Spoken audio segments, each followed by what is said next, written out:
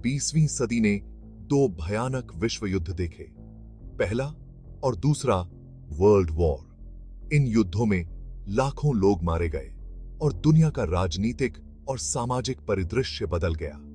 प्रथम विश्व युद्ध, जिसे महायुद्ध भी कहा जाता है, 1914 में शुरू हुआ और 1918 तक चला।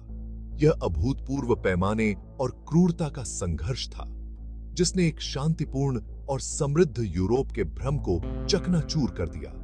दूसरा विश्व युद्ध, जो 1929 में शुरू हुआ और 1945 में समाप्त हुआ, अपने पूर्ववर्ती की तुलना में कहीं अधिक विनाशकारी था।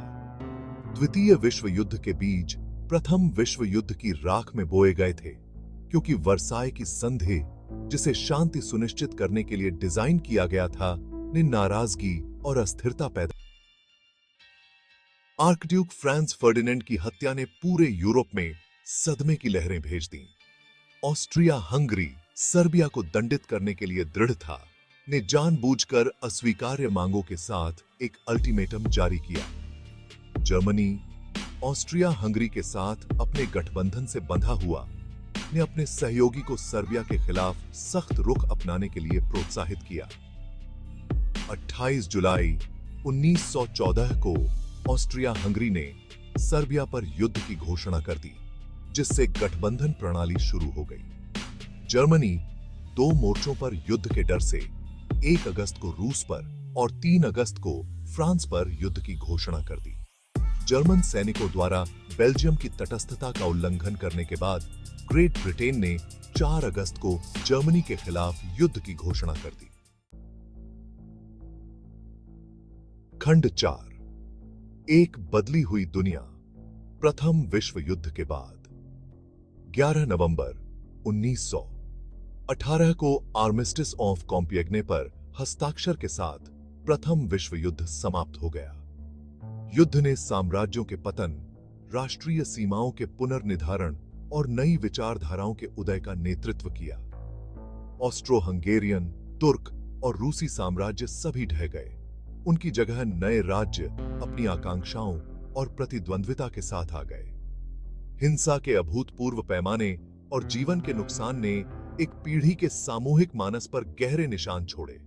युद्ध के दौरान कार्यबल में नई भूमिकाएं निभाने वाली महिलाओं ने अधिक अधिकारों और अवसरों की मांग शुरू कर दी।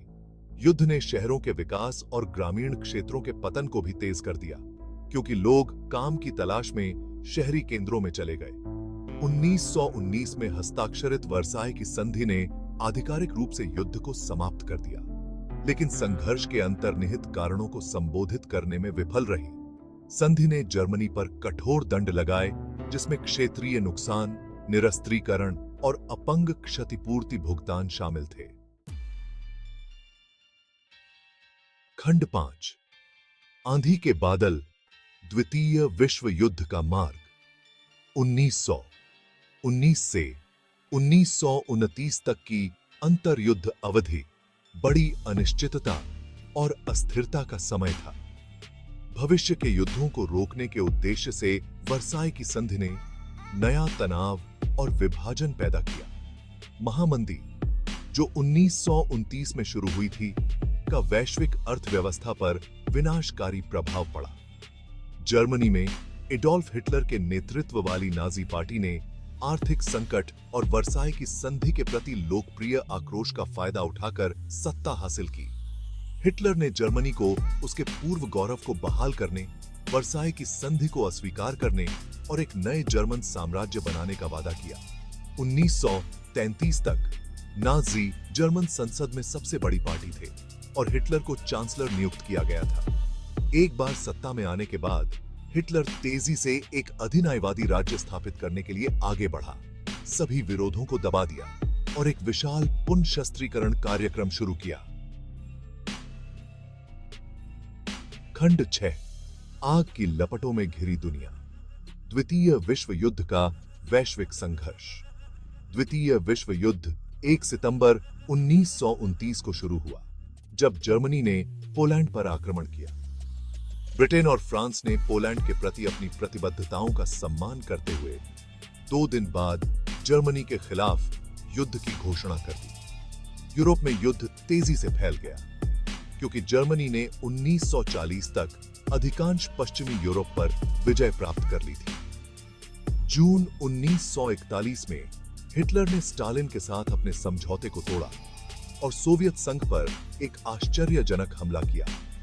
7 दिसंबर 1941 को जापान ने पर्ल हार्बर पर एक आश्चर्यजनक हमला किया, जिससे संयुक्त राज्य अमेरिका युद्ध में शामिल हो गया। प्रशांत क्षेत्र में युद्ध जापान और संयुक्त राज्य अमेरिका के बीच भयंकर लड़ाई द्वारा चिह्नित किया गया था। द्वितीय विश्व युद्ध में नई तकनीकों का उदय हुआ, जिसमें रडार, जेट विमान और परमाणु बम शामिल थे। खंड 7, अतीत को याद रखना, भविष्य को आकार देना, वैश्विक युद्ध से सीख।